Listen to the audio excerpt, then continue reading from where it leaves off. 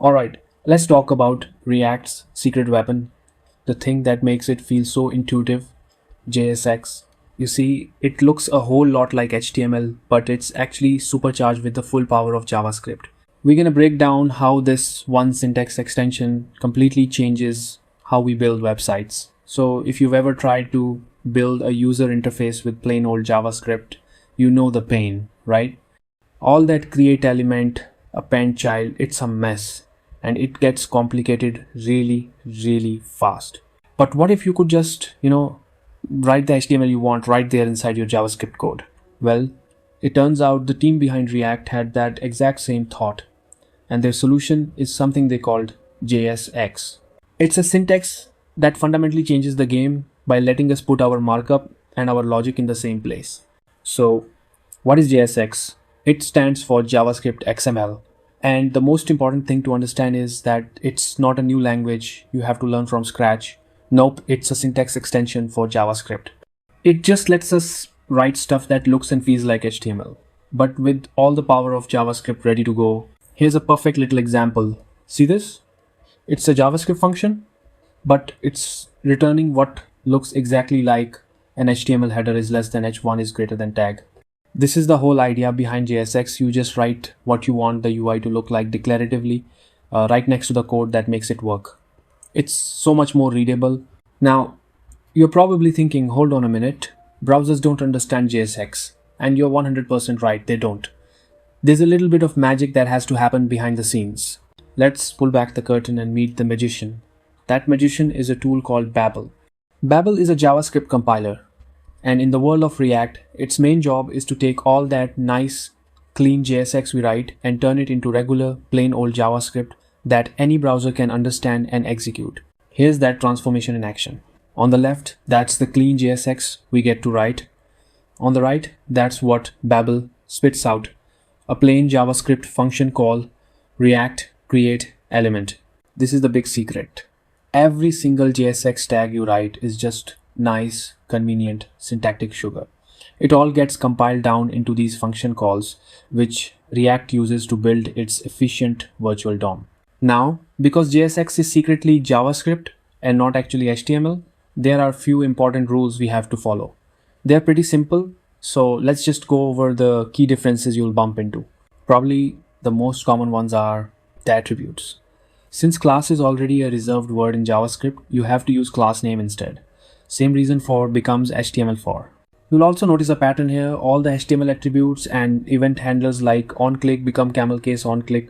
They're small changes for sure, but super important to remember. Okay, enough with the rules. Let's move on from the theory and get into the fun stuff. We're going to look at some of the most common patterns you'll be using every single day to build dynamic, interactive UIs with JSX. First, a task every developer runs into constantly.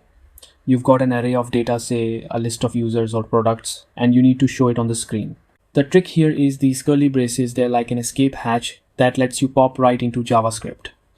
Here we're just calling the standard JavaScript map method on a student's array. For every student, we return a new list item element.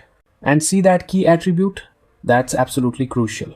React uses it to keep track of each item so it can add, remove, or update them efficiently. Next, how do we get input from the user? Forms are the backbone of pretty much any interactive web app, and luckily JSX makes handling them really straightforward. With JSX, you create this tight loop between your data, your state, and the UI. The inputs value is directly controlled by our component state, and then the onChange event fires every single keystroke to update that state. This pattern is called a control component, and it's awesome because it guarantees your UI is always perfectly in sync with your application's data. What if you want to show different things based on the situation? Maybe an admin sees a different dashboard than a regular user.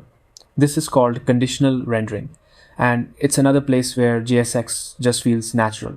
Again, we jump into JavaScript with curly braces. Here, we're using a simple ternary operator. It checks if the admin flag is true. If it is, it renders the admin dashboard. If not, it renders the user dashboard.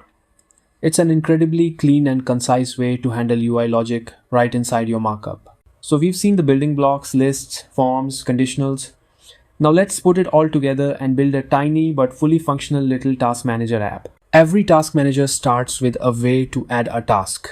Step 1 is applying that controlled component pattern we just talked about to create a simple form that lets the user type in a new task. Next, we need to actually show those tasks on the screen.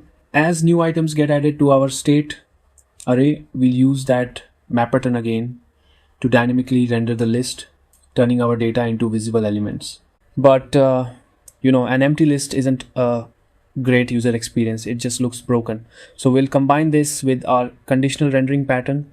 This one little line of code just checks if the tasks array is empty, and if it is, it displays a helpful message instead of just a blank space. Here's how it all connects into this beautiful seamless loop. The user types in the form that updates our state.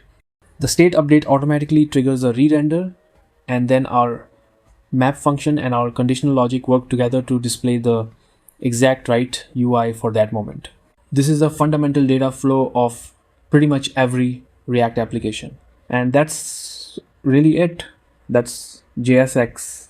It isn't magic, it's just a really smart syntax that lets us build incredible UIs by blending our markup and our logic together.